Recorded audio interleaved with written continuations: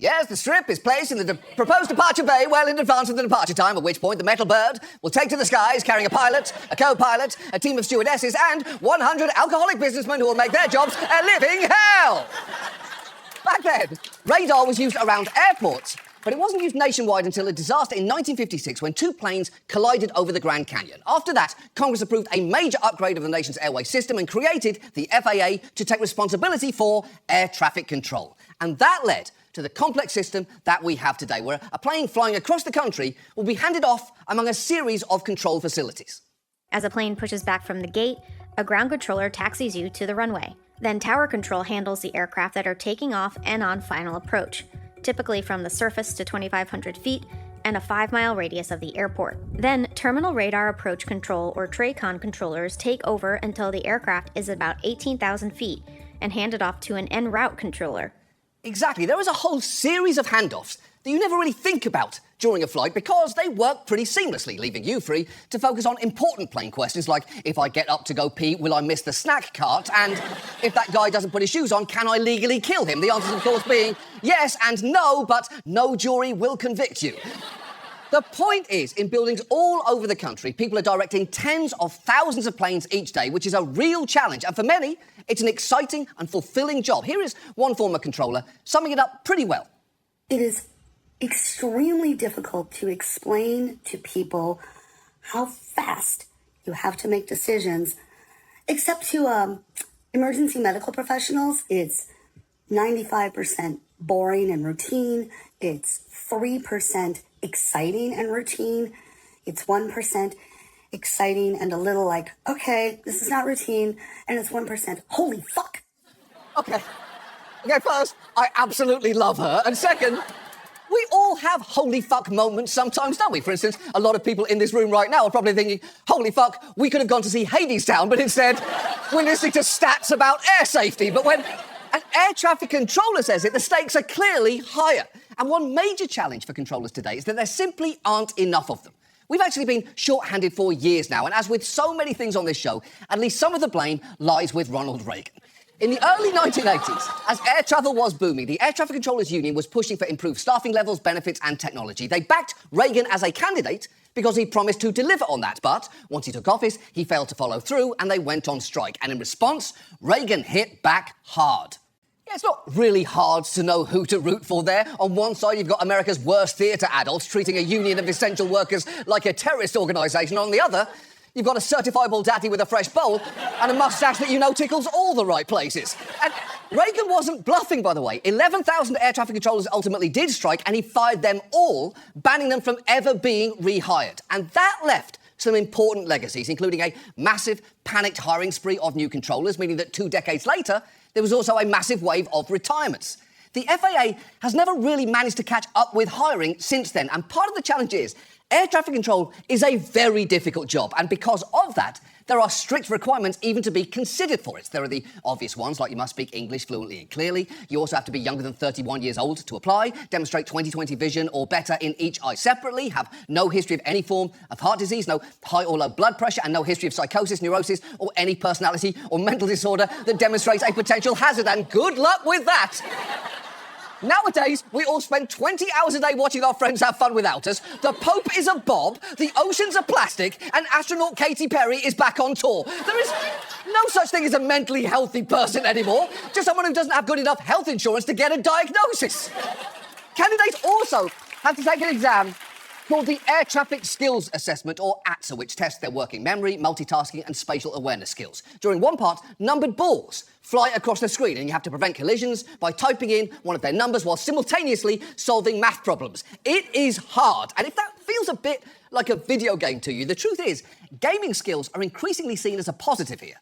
Gaming skills is a big part of me being a controller. You have to pay attention to the map. You're constantly scanning and watching what's going on.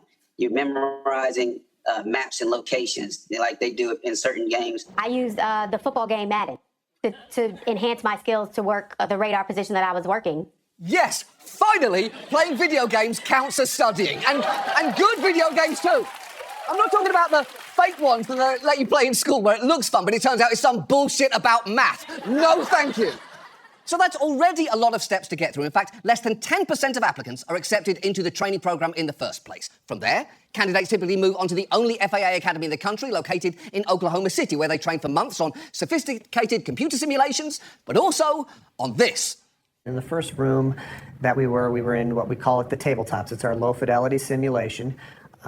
Students will be in that room roughly about 3 weeks into their training as a tower controller, and it's an opportunity for the students to learn priorities, learn some of the basics that's needed. Excellent. I love him clarifying that this simulation is low fidelity. No shit, Brian. It's a bunch of middle-aged men playing with toy planes. And I know that is a serious training facility, teaching an incredibly difficult skill, but I also have to know, do they make the little plane noises? Because again, they're professionals at work, but I would argue you should not trust anyone who can hold a toy plane 8 hours a day and not at some point go, meow, meow. That academy can only accommodate around 1,800 trainees in total each year, sharply limiting the hiring rate of new controllers. And the failure rate is intense, just over 30%. But if you make it through, you get sent to an actual facility for 2 to 3 more years of training, and that stage wipes out about 1 in 5 of the remaining candidates. And once you add up all the different ways that people don't make the cut, you realise that out of 1,000 applicants, you might only end up with around 50 certified air traffic controllers at the end of a gruelling, years-long process. That is a 5% success rate. It's like Squid Game if the prize of Squid Game was to just keep doing Squid Game as a job.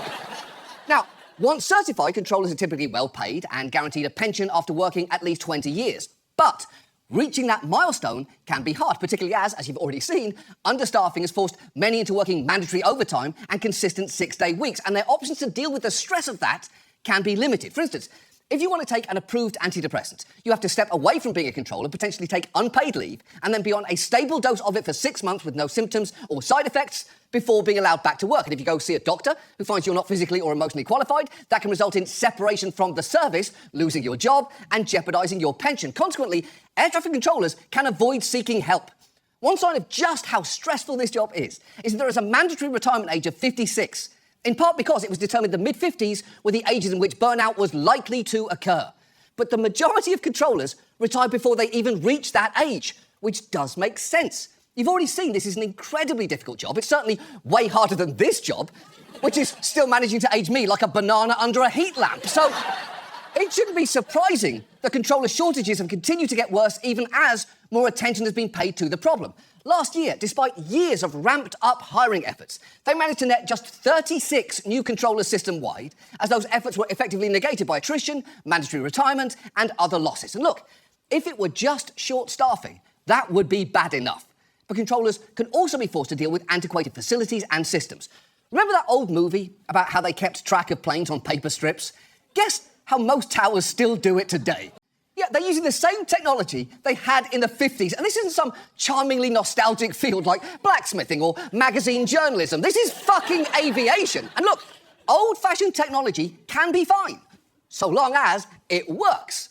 But the FAA itself has found that a lot of its systems are reaching a breaking point. In 2023, it determined that out of its 138 systems, 51 were unsustainable and 54 were potentially unsustainable. The head of the Air Traffic Controllers Union even said this month, "We have computers, I kid you not, that are based on Windows 95. And here is the head of the major airline trade group explaining the situation to Congress. It's not acceptable for controllers and technicians to have to work with paper strips and floppy disks to operate the national airspace system in the United States. I showed these to some people in my office. They couldn't tell me what they were because they were under 30. Right. Our technology should at least be up to date enough that young people can recognise it. And by the way, if anyone under 30 is wondering what that thing in his hand is, let me explain. In the old days, computers had little mouths, and they were always hungry, so occasionally you'd feed them tasty squares for breakfast. And in return, they'd let you play Oregon Trail. That's pretty much how it worked back then. So clearly, we've let a lot of stuff slide. A recent report found there was a $5.3 billion backlog of facility components past their service lives, and that for many of its systems, the FAA is no longer able to obtain spare parts as product lines have been discontinued and manufacturers no longer exist. The FAA has even admitted it's resorted to buying replacement parts on eBay. And that is clearly not where you should be buying critical equipment. The only things you should be buying from eBay are vintage Radio Shack swag and discarded e-meters from the Church of Scientology. In short, you are probably thinking you can't get a real Hubbard Professional Mark 6 e-meter. Those things are super rare, and how do you even know it works? To which I would say, actually, it very much does work. You're wrong about that, and I'm currently measuring 12,500 ohms. Don't suppress me. You're being suppressive right now. Don't suppress me. I'm an amazing human being with untapped potential. And as for the facilities themselves, they're not much better. Many towers are now decades old, and controllers have reported issues like elevator malfunctions, meaning they've had to climb hundreds of stairs to reach the top of the towers, and bees and biting flies harassing controllers who were directing traffic. A government report this year even included this picture of a radar system at one facility being cooled by a rotary fan, which really puts the fan back in the phrase, the shit is hitting the. And frustratingly, Congress pledged to fix these problems nearly 2 decades ago after controllers raised similar issues like blinding condensation at a tower in Puerto Rico, black mold in Detroit, and a tower in St. Louis dealing with the challenge of bats, to which I say, nope, not at all. The only tower full of bats I ever want to hear about is Perky, Florida's actual bat tower that was built in 1929 in an effort to quell the out-of-control mosquito population there. The idea being that a tower full of bats would probably eat some of the mosquitoes. It didn't work, by the way, and I'll leave it at that. Except I actually won't, because you should know that the major problem was there weren't any bats in Perky, Florida, so to attract some, they decided to fill the tower with bat bait. There was just bat guano plus the ground-up sex organs of female bats, and according to the building's construction supervisor, it smelled like nothing else on Earth. But now, sadly, we really do have to move on. Except we can't, can we? Because you also need to know that it's unclear exactly what happened next. Some say the bats who came immediately left, while others say no bats came at all. But either way, Perky, Florida had a tower full of bat shit and pussy bush until they stopped filling it with that. Because the guy in charge of making it, and this is true, died, and they didn't know how to do it themselves, which feels weird because the recipe seems pretty simple to me. The point is, not only should we be talking about that more, it is the only thing anyone should be talking about ever. But back in 2007, George W. Bush unveiled something called the Next Generation Air Transportation System, or NextGen. It was supposed to modernise air traffic control by 2025, which is, and this is true, now. So obviously, that didn't happen.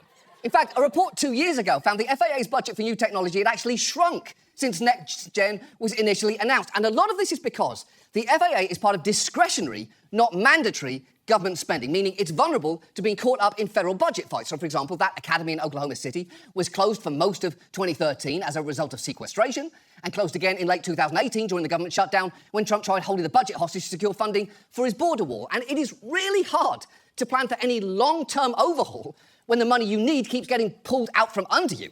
And we take all of this together, aging technology and crumbling facilities full of people who are understandably burned out. It is just asking for trouble. Here is a supervisor who was among those who recently took leave from overseeing Newark's airspace, trying to explain that in response to an incredibly obvious question. Why is that a problem for air traffic controllers to not have properly functioning radar, radios, and backups?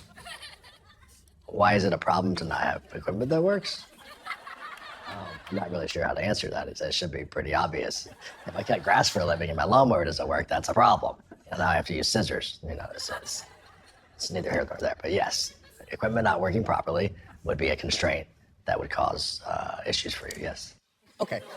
Set aside that man looks like he's about to pull a quarter out of your ear on the Vegas Strip, or like Santa moved to Miami and became a nightclub promoter. That is a kind answer to an absurdly obvious question. And you know he is good at air traffic control because he somehow landed his answer there safely without hurting that reporter's feelings.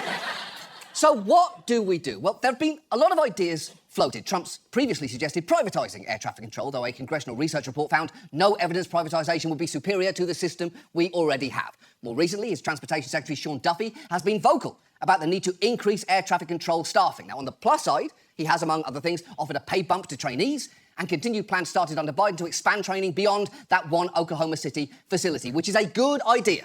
On the downside, he's co-signed Trump's talk about how problems with the FAA were caused by diversity initiatives, tweeting, "We need the best and the brightest, not buzzword DEI hires," which is both racist and utterly divorced from any of the issues at the agency. And while Duffy recently unveiled a new plan for a brand new air traffic control system, standing at a podium reading, "Brand new air traffic control system," and proposed to upgrade our infrastructure in just 3 years, the devil is in the details here, And he hasn't released any specific spending plan or specific milestones to achieve these upgrades. Look, here is the good news. People across the political spectrum agree that we have a problem here.